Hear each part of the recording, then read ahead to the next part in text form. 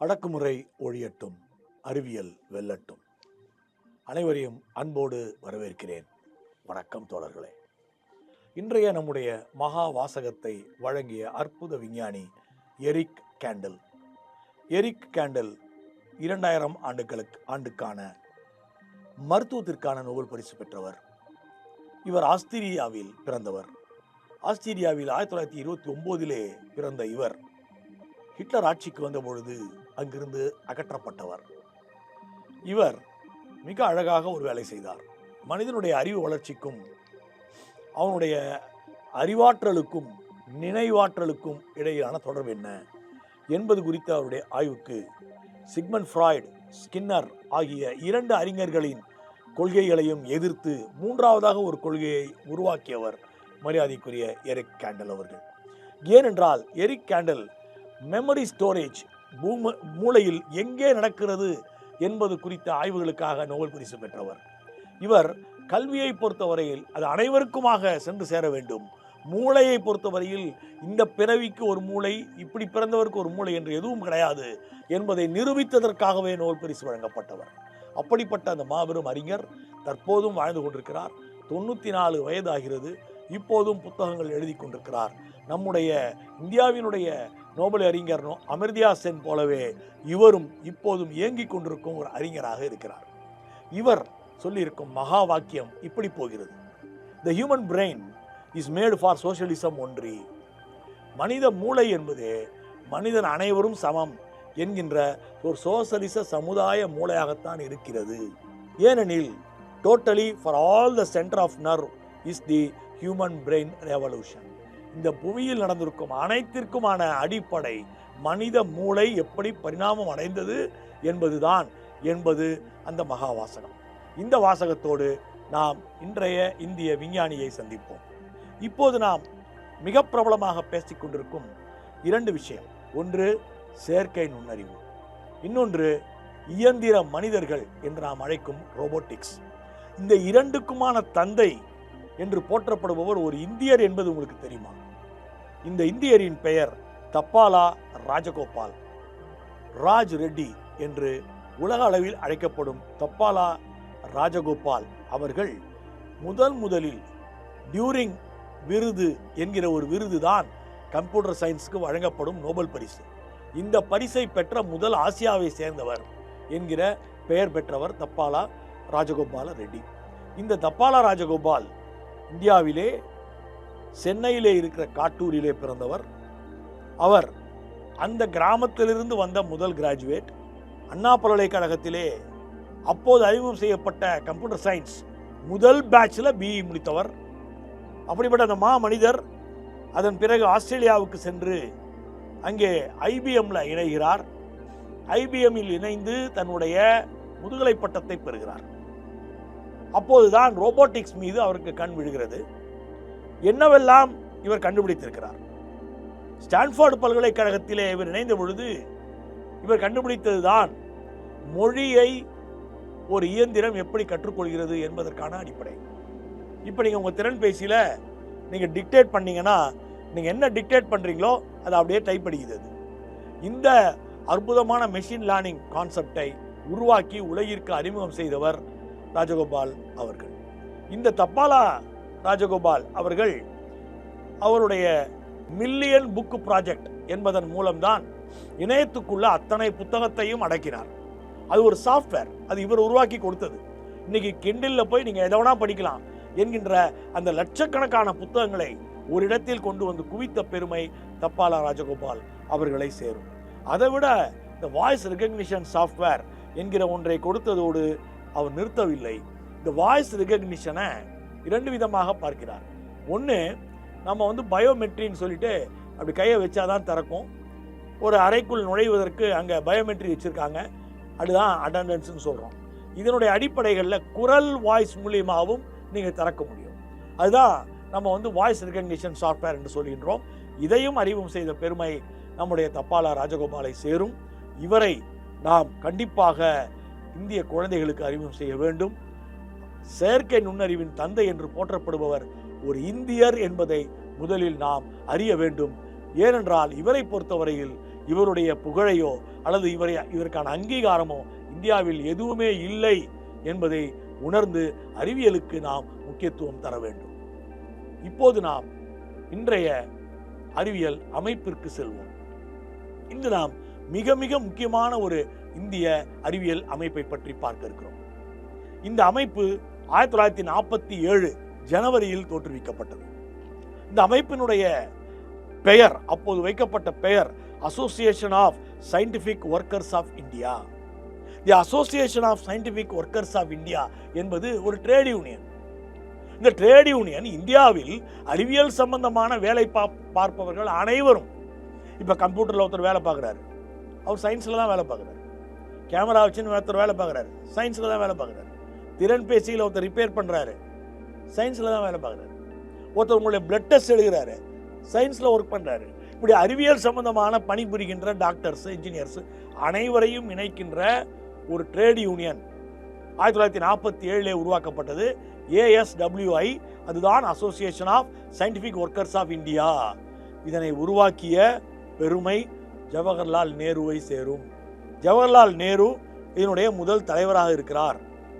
The trade union organisation of scientist, world federation of scientific workers என்கின்ற பிரிட்டனிலும் பிரான்சிலும் ஜெர்மனியிலும் செயல்பட்ட ஒரு அருமையான அமைப்பை அடிப்படையாக வைத்து நேரு இதனை தொடங்குகின்றார்.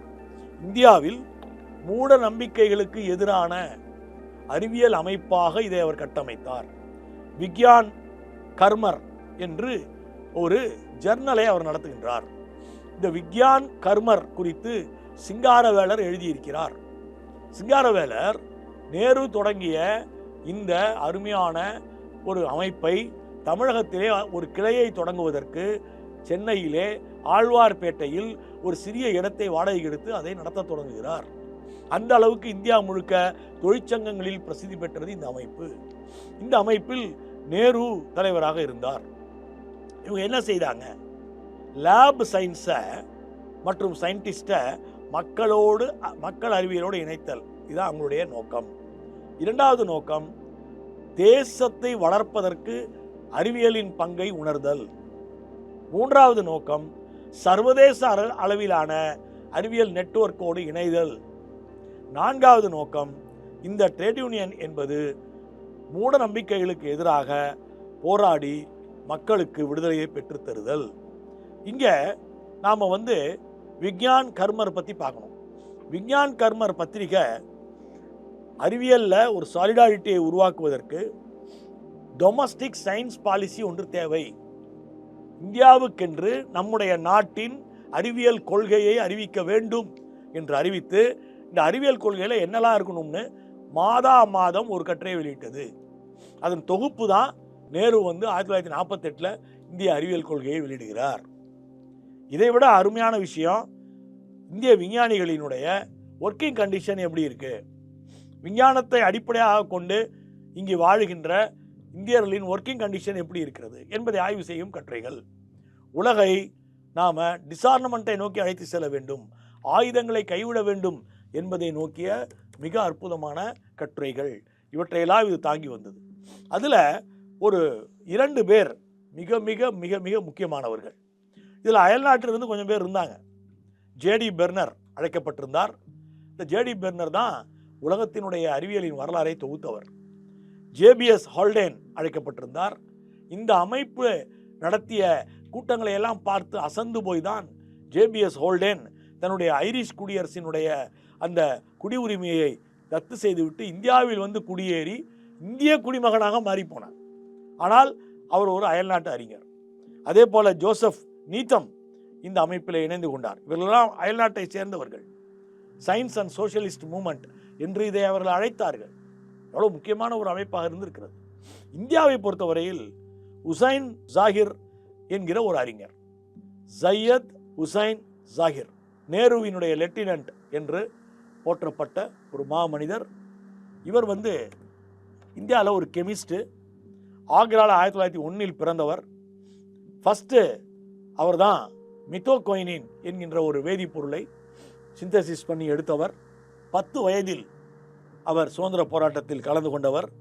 ஒரு ட்ரேட் யூனியன் தொடங்கப்பட்ட பொழுது 1941 பள்ளிக்கூடத்தில் எப்படியாவது தான் வேலை பார்த்த பள்ளிக்கூடத்தை தொடங்க முயற்சி செய்து கைது செய்யப்பட்டவர். 47 நேரு எஃபெக்ட் என்று இவர் ஒரு கட்டுரை எழுதினார். அறிவியல் தொழில்நுட்பம் இந்தியாவினுடைய இரு கண்களாக விளங்கும் என்று அந்த கட்டுரையிலே இவர் குறிப்பிடுகின்றார். பிற்காலத்தில் சிஎஸ்ஐஆரினுடைய டைரக்டராக ஆனவர் அவர் தான் இந்தியாவினுடைய association for scientific workers of India என்கிற அமைப்பிற்கு நேரு பிரதமரான பிறகு தலைவரானவர். ஒரு ட்ரேட் யூனியன் தலைவராக இருந்து பிரதமரான உலகின் ஒரே மனிதர் ஜவஹர்லால் நேரு தான். அந்த ட்ரேட் யூனியன் இதுதான். அப்புறம் அதில் சபீர் சிங் சோகே என்று ஒருவர் இருந்தார். சபீர் சிங் சோக்லே 2வது பிரசிடென்ட். அவர் 1887 பிறந்தவர், பஞ்சாபில். பெரிய ஒரு சிவில் இன்ஜினியரோட பையன். அவர் இராணுவத்தில் டாக்டர் ஆகிறாரு. Indian medical அசோசியேஷனை தோற்றுவிக்கிறார். அவர் இராணுவத்தில் டாக்டராக இருந்து கொண்டு மூட நம்பிக்கையை எதிர்த்து ஊர் ஊராக சென்று பிரச்சாரம் செய்தவர். அவர் இந்த அமைப்பில் இருந்தவர். இந்த அமைப்பின் 2வது 3வது தலைவராக உருவானவர் அவர் பார்த்தீங்கன்னாக்க நேருவை மீட் பண்ணுறார். 1944 பிரிட்டிஷ் இராணுவத்தில் இருந்து கொண்டே நேருவை மீட் பண்ணுறாரு. மீட் பண்ண உடனே இராணுவத்திலிருந்து வெளியேறுகிறார். இந்தியன் கெமிக்கல் இதில் இணைகின்றார். இந்தியாவில் கம்யூனிஸ்ட் பார்ட்டி என்கிற ஒன்றை உருவாக்குவதற்கு பிசி ரே போன்றவர்கள் முயற்சி செய்த பொழுது அந்த ராயினுடைய அங்கத்தினர்களில் ஒருவராக இணைந்தவர் நம்முடைய அருமை விஞ்ஞானி சாஹிப் சிங் சோகே. இவர்களெல்லாம் இணைந்துதான் இதை நடத்தி கொண்டிருந்தார்கள். இந்த அமைப்பு பிற்காலத்தில் எப்படி செயல்பட வேண்டும் என்று வேர்ல்டு ஹெல்த் ஆர்கனைசேஷனுக்கு உத்தரவிட்ட அமைப்பு. 1963 வரை தீவிரமாக செயல்பட்டு பல விஷயங்களை இது சாதித்து, இப்போ ஒவ்வொருத்தரும் ஆட்சிக்கு வந்தால் முதல் கையெழுத்து என்ன போடுறாங்கன்றது ஒரு பெரிய ஃபேஷனாக இருக்குது. நேரு ஆட்சிக்கு நேரு பிரதமரானதும் அவர் போட்ட முதல் கையெழுத்து என்ன? அந்த கையெழுத்து அவர் எதில் போட வேண்டும் என்பதை முடிவு செய்தது இந்த association of scientific workers of India. என்ன அது? இந்த நாட்டில் தீண்டாமை குற்றம் என்கின்ற முதல் கையெழுத்து நேரு போட்ட கையெழுத்து என்பதை நாம் மறக்கக்கூடாது. சனாதனவாதிகளுக்கு எதிராக செயல்பட்ட அற்புதமான இந்த அமைப்பு நேரு இறந்த பிறகு மெல்ல மெல்ல நீர்த்து போனது.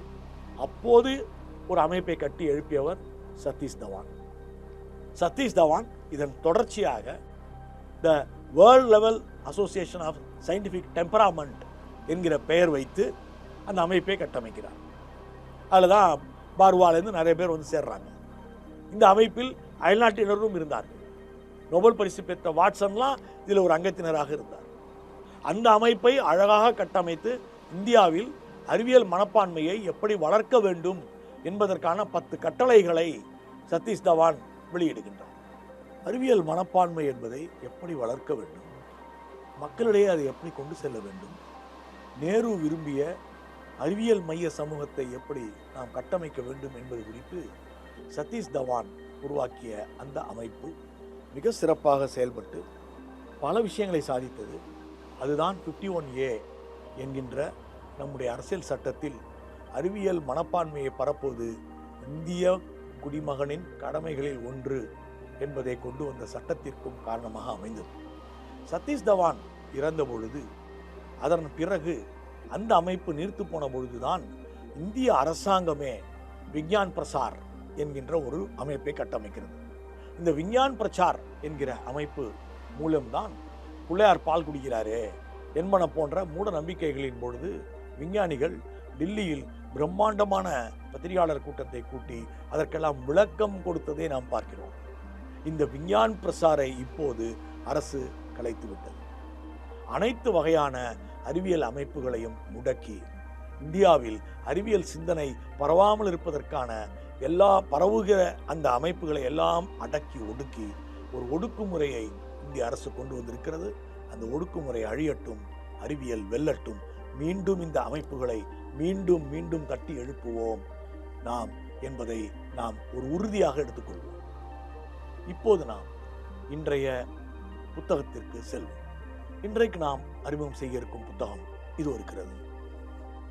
லூசிங் த நோபல் பிரைஸ், நோபல் பரிசை தவற விடுதல் என்கிற ஒரு புத்தகம். 326 பக்கங்கள் கொண்ட மனதை நெகிழ வைக்கும் புத்தகம். மிக அற்புதமான பல கண்டுபிடிப்புகள் இந்த உலகத்தில் நடத்தப்படுகின்றன. கண்டுபிடிப்புகளின் அடிப்படையில் கடினமாக உழைப்பவர்கள் ஒரு பக்கம் இருக்க, அந்த கண்டுபிடிப்பை பற்றி ஏனோ தானோ என்று பேசியவர்களுக்கு விருது கொடுப்பது என்பது எவ்வளவு பெரிய கொடுமை. இந்த கொடுமையை தான் இந்த புத்தகம் பேசுகிறது. இந்த புத்தகத்தை எழுதியவர் பிரியான் கீட்டிங். பிரியான் கீட்டிங் என்கிற இந்த அற்புத மாமனிதர் chancellor's distinguished professor of physics, California பல்கலைக்கழகத்தில் சாண்டியாகோவில் வேலை பார்த்து வருகிறார்.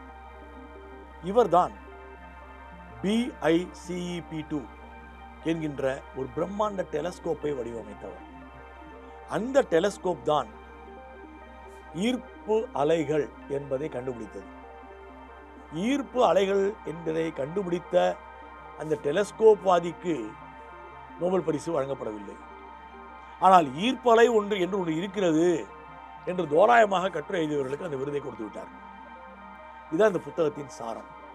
ஆனால் அது மட்டுமே இவர் பேசுவதல்ல. நோபல் எத்தனை முறை சறுக்கி இருக்கிறது? ஒரு முறையா, இருமுறை? தன் கதையை முதலில் அவர் சொல்கிறார். அவர் 8 வயதாக இருக்கும் பொழுது நட்சத்திரங்கள் மற்றும் நம்முடைய கோள்கள் பற்றிய ஒரு புத்தகம் அவருக்கு தரப்படுகிறது. அந்த புத்தகத்தின் வழியே அவர் வானியலுக்குள் நுழைகிறார். அப்போது பிசிக்ஸ் தெரியாது, அஸ்ட்ரானமி மட்டும்தான். அவருக்கு 13 வயதாக இருக்கும் பொழுது பிடிவாதமாக தன் பிறந்த நாளுக்கு டெலஸ்கோப் தான் வாங்கி தர வேண்டும் என்று 4 நாட்கள் சாப்பிடாமல் இருந்து அவர் ஒரு தொலைநோக்கியை வாங்குகிறார். ஒரு சிறு தொலைநோக்கி. இதன் மூலம் அஸ்ட்ரோ சயின்ஸுக்குள் தீவிரமாக நுழைகிறார். அவர் இந்த BICEP2 என்கிற டெலஸ்கோப் எங்கே அமைக்கப்பட்டது? அண்டார்டிகாவில் அமைக்கப்பட்டது. இந்த ப்ராஜெக்டுக்காக அவர் 18 முறை அண்டார்டிகாவுக்கு பயணம் செய்தார். அவர் பயணம் செய்யும் பொழுதெல்லாம் நியூசிலாந்துக்கு போய் விடுவார். நியூசிலாந்துக்கு போய் அங்கிருந்து நம்முடைய சவுத் போலுக்கு செல்ல வேண்டும். அங்கிருந்து ஹெலிகாப்டரில் ஒரு இடத்துல இறக்கி விட்டுருவாங்க. ஏன்னா அதுக்கப்புறம் ஹெலிகாப்டரே பறக்காது, ஏன்னா அவ்வளோ கூலாக இருக்கும். அங்கே போய் பல விதமான தன்னுடைய ஆடைகளை எல்லாம் போட்டுக்கொண்டு ஒரு எஸ்கிமோவை போல அவர் அண்டார்டிகாவுக்குள் நுழைய வேண்டும். அங்கே அந்த தளத்தில் போய் அந்த கடும் குளிரில் வேலை பார்த்து எப்படி 3 ஆண்டுகள் செலவிட்டு அந்த டெலஸ்கோப்பை கட்டமைத்தோம் என்பதை இந்த புத்தகம் பேசுகிறது. அப்படிப்பட்ட மனிதருக்கு வழங்கப்படவில்லை நோபல் பரிசு. ஆனால் அதன் மூலம் ஈர்ப்பலை என்னோடு இருக்கிறது என்று நிரூபித்தவர்களுக்கு, யூஸ் பண்ணது இந்த டெலஸ்கோப்பை, அதை பயன்படுத்தியவர்களுக்கு நோபல் வழங்கப்பட்டிருக்கிறது என்கிற இடத்தோடு நிறுத்தவில்லை. நோபல் இதை தவிர எப்போதெல்லாம் இப்படி கொடுமை செய்தது? இந்த நோபல் பரிசு வீரா ரூபின் என்கிற அம்மையாரை பற்றி இவர் பேசுகின்றார். 2011ஆம் ஆண்டு நோபல் பரிசு டார்க் எனர்ஜி கண்டுபிடித்த சிலருக்கு வழங்கப்பட்டது.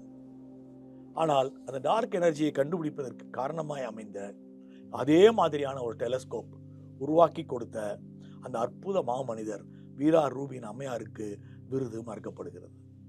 இதே போலத்தான் 1962இல் DNA கட்டமைப்பை டபுள் ஹெலிக்ஸ் என்று அறிவித்த வாட்சனுக்கும் மற்றவருக்கும் வழங்கப்படுகிறது. ஆனால் முதலில் அதை படம் பிடித்து கொடுத்து அதன் மூலம் புற்றுநோய் வர வைத்து கொண்டு இறந்து போன ரோசலின் பிராங்க்லின் அம்மையாருக்கு அது வழங்கப்படவில்லை. இப்படியான மோசடிகளை இந்த புத்தகம் படம் போட்டு காட்டுகிறது. கில்பர்ட் லூயிஸ் வேதியியலுக்கான நோபல் பரிசு எப்படி மறுக்கப்பட்டார்? கோவாலண்ட் பாண்ட் என்று அழைக்கப்படுவதை கண்டுபிடித்த அவர் எப்படி நோபல் பரிசு கிடையாது என்று மறுக்கப்பட்டார்? கடைசி அத்தியாயம் அதை விட அற்புதமானது. இவரிடமே, பிரியான் கீட்டிங்கிடமே, நீங்கள் அடுத்த ஆண்டுக்கான நோபல் பரிசுக்கு யாராவது இருந்தால் பரிந்துரைக்கலாம் என்று கடிதம் எழுதுகிறார்கள். அது எப்படி இருக்கிறது என்றால், நம் ஊரில் இருக்கும் ஒரு பள்ளிக்கூடமோ கல்லூரியிலோ எனக்கு படிக்க இடம் கிடைக்கவில்லை, உங்களுக்கு இடம் கிடைக்கலாம் பரவாயில்ல, வேற யார் தகுதியானவர்கள் இருக்கிறார்கள் என்று நம்மிடமே கேட்பது போல் இருக்கிறது என்று மன அதிர்ச்சியோடு இந்த புத்தகத்தை நிறைவு செய்கிறார். நோபல் பரிசு கூட பல வகையான கொடூரமான அரசியல் பின்னணி கொண்டது. யாருக்கு கொடுக்கிறார்கள் என்பதில் அரசியல் மட்டுமல்ல தோழர்களே, பல வகையான மோசடிகளும் இருக்கின்றன என்பதை படம் போட்டு காட்டுகின்ற இந்த புத்தகத்தை நோபல் புனிதமானது என்று பினாத்தி கொண்டிருப்பவர்கள் கண்டிப்பாக வாசிக்க வேண்டும். அவர்களுக்காக இதை முன்மொழிகிறேன். அறிவியல் வெல்லட்டும், அடக்குமுறை ஒழியட்டும்.